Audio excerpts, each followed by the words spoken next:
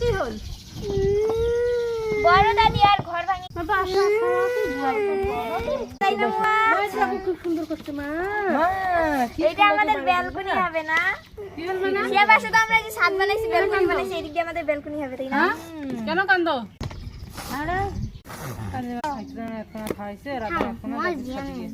আমি নিজে শুয়ে পাই দেখ। খেলি তারপর যাবো।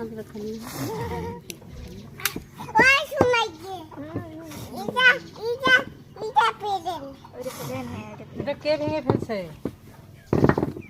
হ্যাঁ, কারেন্ট গেছে। এগুলো দিয়ে